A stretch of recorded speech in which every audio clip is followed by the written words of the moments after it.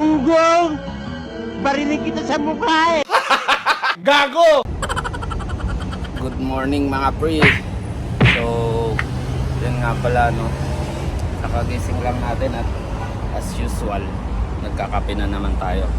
Kape po tayo. So, ngayon, tutuloy na naman natin yung ginawa nating pagbabagbag no. So, may natira ako sigurong mga 25% dito sa tinatanggal kong partition na dalawang partition siya.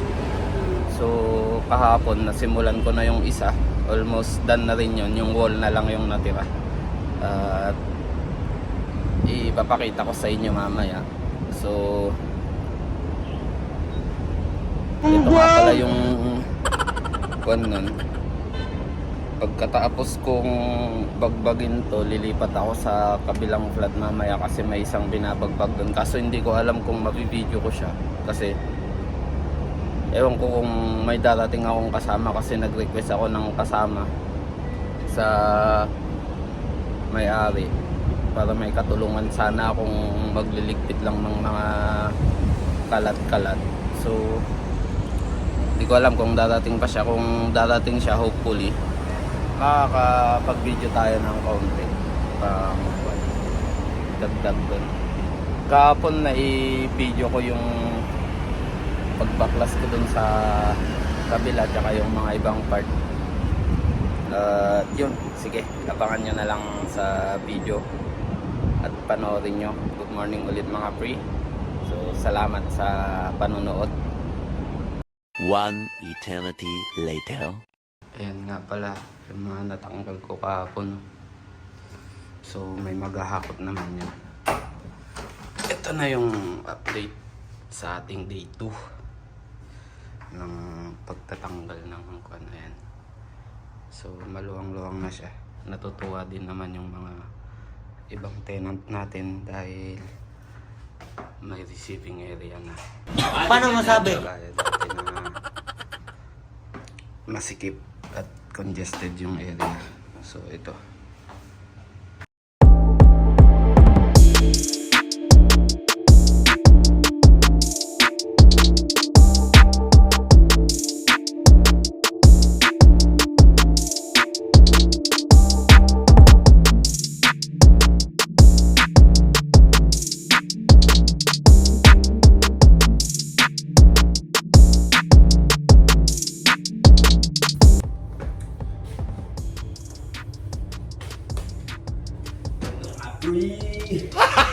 Gago!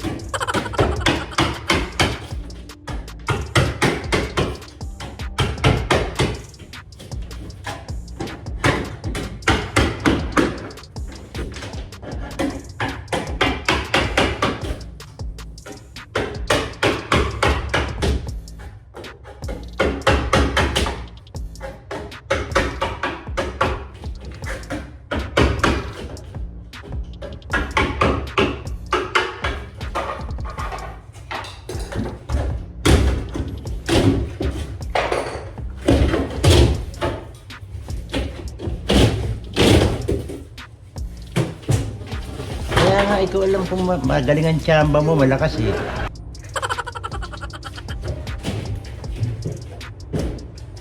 Gagawin natin yung taas.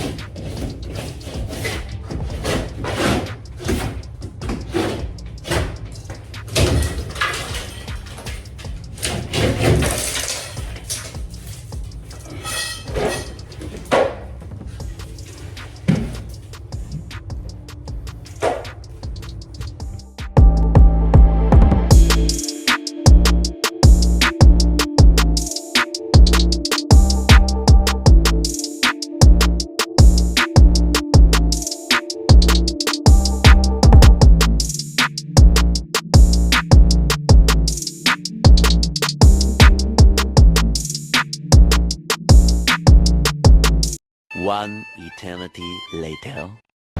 Yo mga pre, ganda ng tanawin dito sa amin.